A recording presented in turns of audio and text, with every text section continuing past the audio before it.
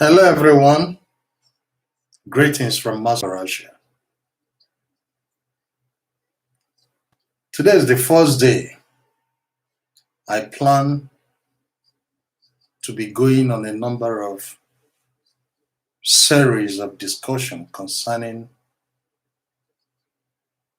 our beautiful country, Nigeria. And the topic, which I believe, is that Nigeria deserves better.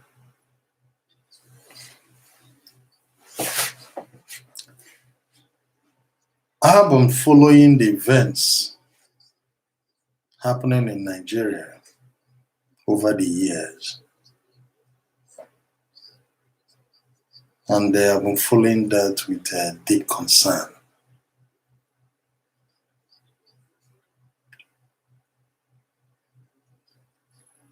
I am feeling that keeping quiet and unconcerned about things that are happening in Nigeria, I'm not being fair to myself. Neither am I being fair to my friends, my siblings who are in Nigeria, my relations. In general, I owe it a duty to contribute in my own little way to issues concerning my beautiful nation, Nigeria. Some people might be saying, oh, why are you discussing it? Nothing changes. We don't have to talk. They will still do what they want to do. I have something to say here. These guys do what they do and get out with it. Nothing happens to them because people like you and I are refusing to speak up. People like you and I are just keeping quiet, doing nothing. Especially diasporans, especially people in the diaspora. They strongly believe that, since the federal government has a department or whatever for people in diaspora, and maybe someday they might be called upon to be a commissioner or a minister, whatever. Or maybe they're getting money there, I don't even care. Or their own connection. But it worries that diasporans who have been living outside Nigeria for decades,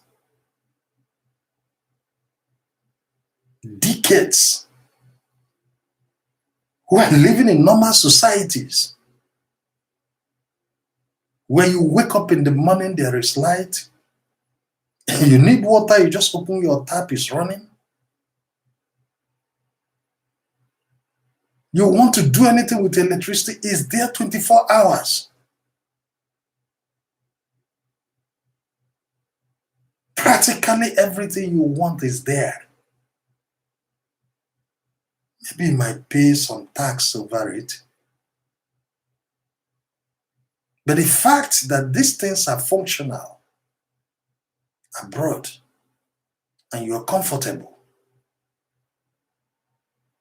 you then seem to feel unconcerned with what is happening at home. And some, even when they happen to get home, they become so selfish, cowed into the system. Some, when they are taken and chosen to be part of the system, instead of bringing up an impact to make a change or to speak up to the anomalies, they join the bandwagon. And the whole thing continues. The state governors are lords. They do what they want to do. Nobody cares. Nobody asks questions. When they tie one 10 kilometers road from here to Biliaeva, a distance of about, just call it 10 kilometers. Then the stupid press, whoever hungry, they write from morning to night. Oh, this guy has done so and so. This one has done so and so. What the hell is that?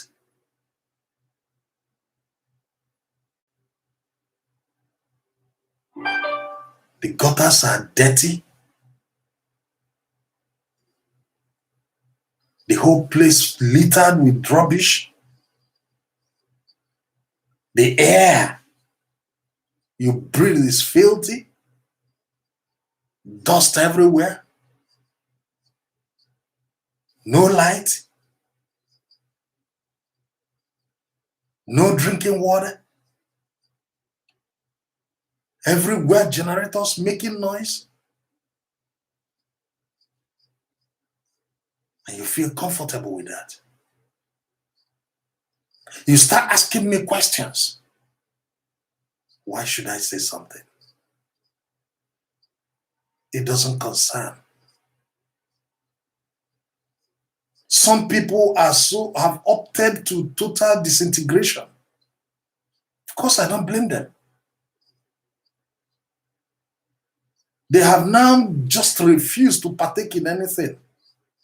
All they want is freedom from Nigeria. Of course, I don't blame them.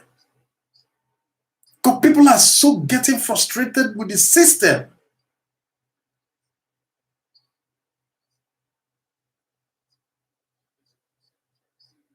Endemic and pathological, unrepentant, economic squandermania going on.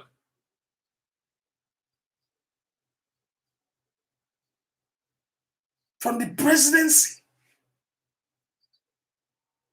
to the local government chief, even councillors. Nobody's thinking about anything. All we're waiting for at the end of the month the money everybody runs to Abuja. Tears whatever they get from Ogoniland. Waiting for another month. Just imagine.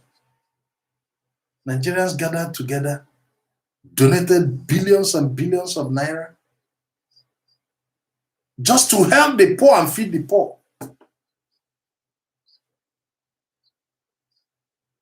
Why is the relief money? When the useless House of Assembly, for once, demanded we need accountability. 9 hours after that, the Accountant General's office got burnt.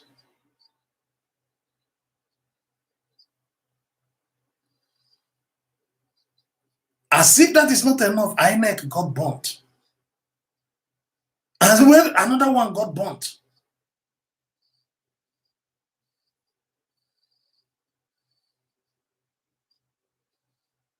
And shamelessly, people are opening their mouth to tell us millions and millions, billions, trillions that got gutted with the fire. And nobody's saying anything. It's normal. Now look at the scramble of who to replace Abba Kyari.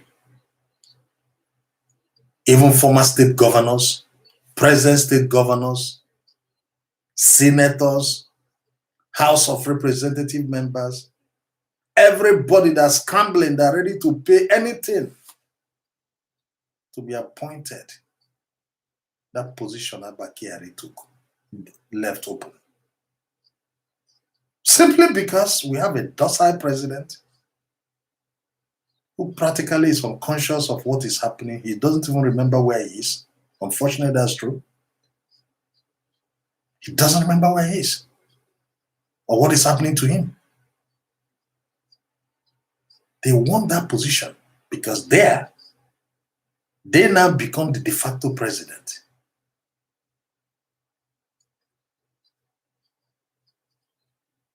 And manipulate issues the way they want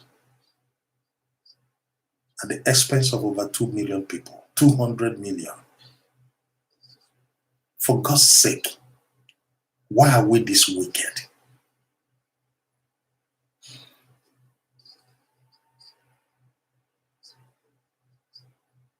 How could we have allowed somebody whose school certificate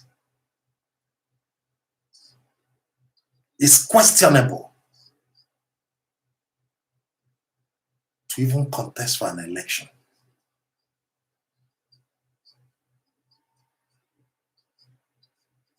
Nobody even asked that questions again.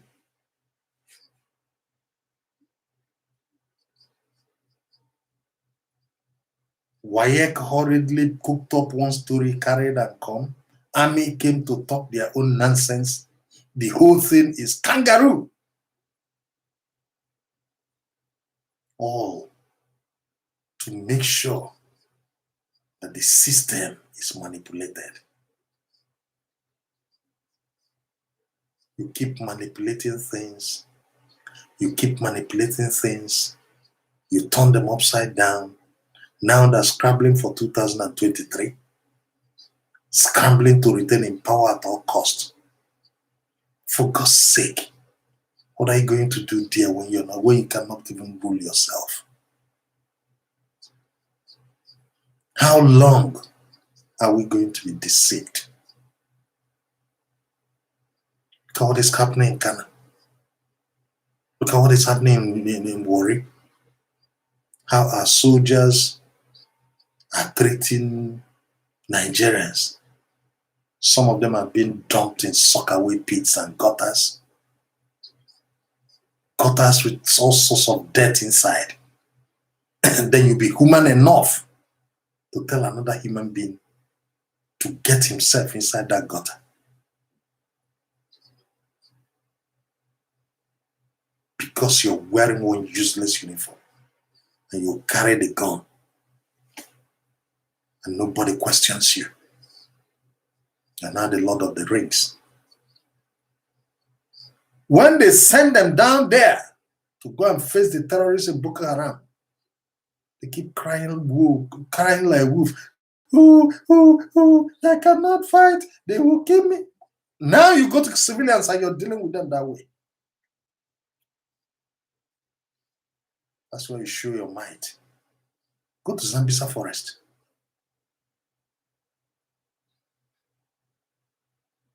Now the minister, so-called Minister of Defense, is there. He's fighting Boko Haram. Which Boko Haram is he fighting? Or is he trying to save Shakal from being caught so that they will pack them and go and keep them somewhere? Simply because the Chadians have already destroyed those motherfuckers out there. They're not gone there to give whoever that is among them, their Fulani brothers, very free passage. What are we doing? How long are we going to deceive ourselves in this country? Nobody says anything. If you talk, the DSS or whatever they call you, they call them, EFCC or whatever, they keep disturbing people's life. Our democracy has been destroyed. The same nonsense that he did with Decree 2. As far back as 83, 84, December 83 to 1984. That is what is happening again in that country. Clamping on oppositions. Any voice of dissent is dealt with. My question is, Mr. Integrity, you call yourself President Buhari. For God's sake, you know you can rule. If you have any element of integrity, you know you have destroyed this country, why don't you throw in the towel? Forget about these people that are using you. Forget about them. If you have any element of integrity in yourself, and if you're as religious as you claim to be, because I know some very religious Islamic men who are very decent in their behavior. Here in Russia, I know a lot of them. They're Muslims, highly placed. But when situations like this come, you see them, they throw in the towel quietly.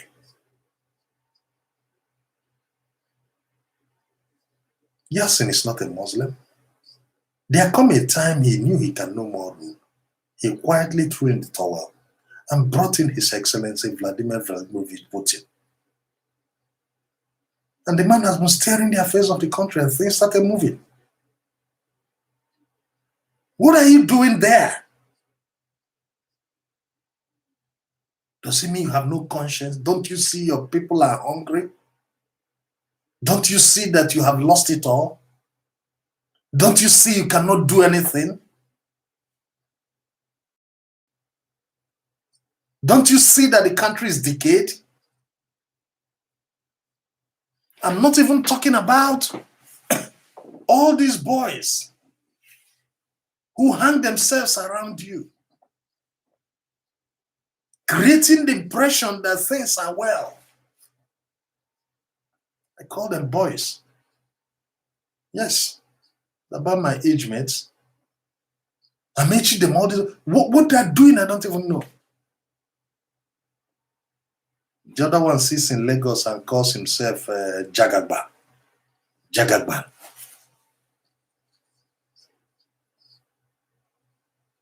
With stealing money, bragging,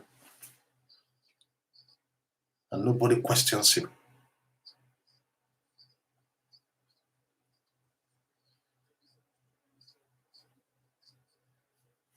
Come. 2 days ago, when it's supposed to be the month of Ramadan, a time of spiritual cleansing, prayers for the Muslims. Look at what happened on the street of Kano. Open day robbery. People started carrying everything they could lay hands upon. People started it. And the reason is very clear. They don't even have anything to eat. That is your not. Those are the supporters. The so-called people that voted for you. The people that you claim are your own people.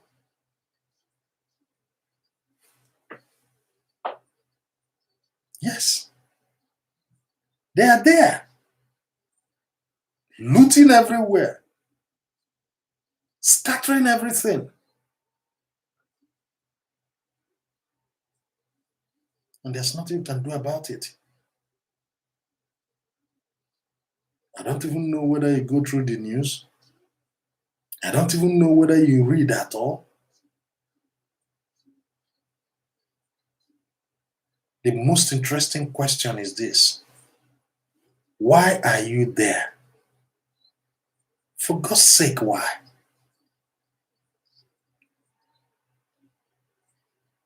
Please, why? Hell no, why? What are you doing there?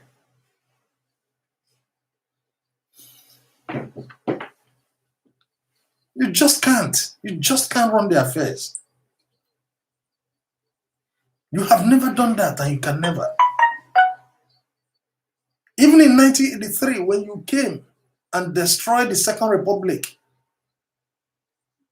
although that one is a topic for another day, when you took over, what did you start? We were having visa free to London.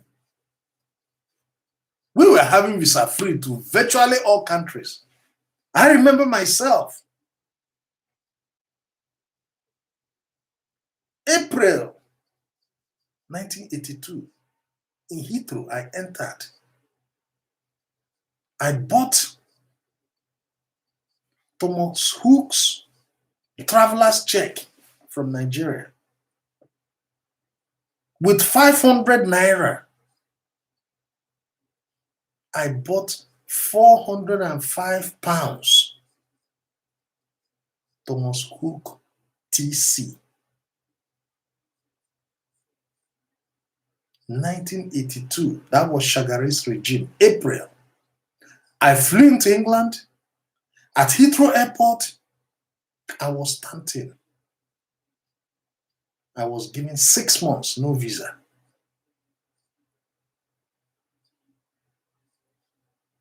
December 83, you entered.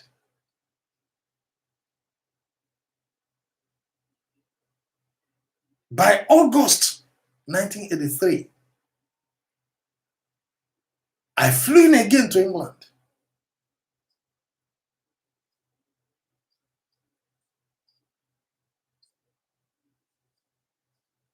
I was forced to take a visa right there at the airport.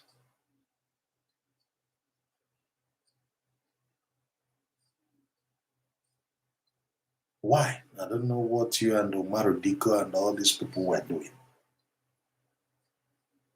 In a short while you entered into power, the naira that had value was devalued.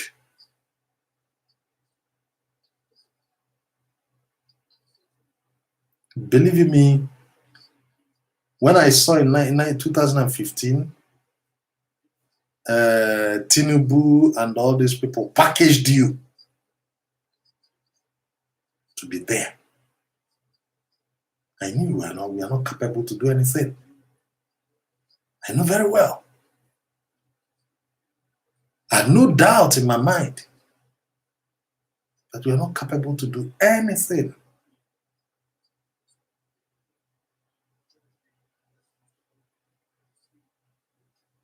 Because I remember vividly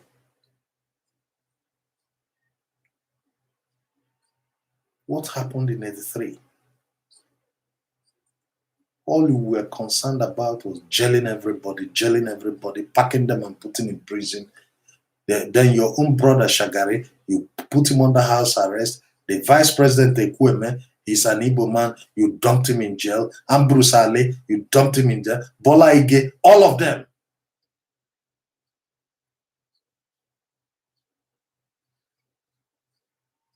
A lot of them died.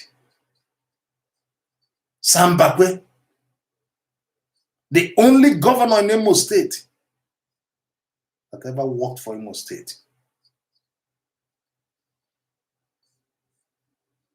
They never survived the hardship, the wickedness you meted to them on the pretext that you're coming with your war against indiscipline. And the Diabo, your assistant.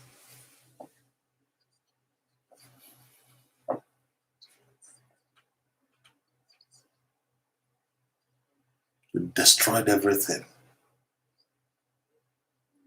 Today, nobody remembers it, nobody talks about it. If you had the mind to take a whole President Shehu Shagari and put him under house arrest because he's from Sokoto, a Fulani like you, then Alex Ekweme, who is the vice president, is the person now that you carry and go and put inside Kirikiri. It's just like you and Osibanjo now. Osinbajo is practically doing nothing. You made him done that with your own, how do I call it? You call them cabals, I call them crooks around you.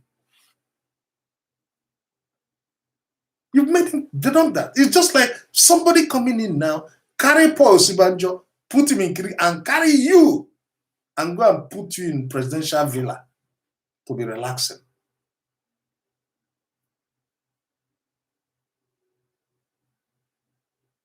See, this has been your nature. This has been who you are. When Tinubu packaged you and people were shouting, the Messiah has come, I looked at all of them, I laughed. You have been in government from the beginning. Under Murtala Mohammed, you held position. You held position under Murtala Mohammed. By the time he died, he was killed. Obasanjo came in. From governor of, is it Northeast or wherever you were, you became in charge of the Petroleum Fund again. You were still in charge of the Petroleum Fund, even when the 2.8 billion that fella was crying missed. You, Buhari, were there. You were in charge. Nobody talks about that. Nobody. All of a sudden, Nigeria have lost all their memory. A Messiah has come. Tinubu has repackaged you to now come and deal with us with the final blow. Finish Nigerians.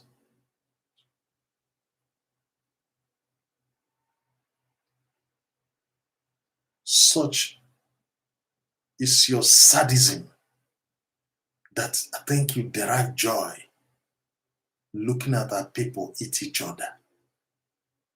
I think you derive joy looking at Nigerians suffering the way they're suffering today. You came to Russia, you hurriedly signed the agreement at Jakarta State Company, this last year, came to Sochi. Yes, blah, blah, blah, blah, blah, revival. How can you revive when you were you that even destroyed the Jakarta in 84? It was functional, everything was working. You came in with your coup and truncated everything. Over 10,000 trainees have been trained all over the world, in India, in Russia, of which I'm one of them, who went back again. Only to see Ajakuta, no way, there's no way, everything, you just destroyed it. Why? Because you removed the man that built that Ajakuta from nothing to what it is today. Dr. FRC Seminary. You threw him to jail. A Canadian citizen, a nuclear physicist from Canada, Nigerian born, whom Munongo brought specifically to handle Ajakuta. He built Ajakuta from nothing, from NSDA, Nigerian State Development Authority, to Ajakuta State Company. While he was there, the steel rolling mills were functioning. Light section mills started working. Flash sheet was working. Everything was working. People were working shift, even night shift. Steel production was going on. You came with your gun. You truncated Ajakuta. Carried the man, boom, prison. After all, he's Igbo man, Nyamri. Dump him there, you don't care. Such is your mindset.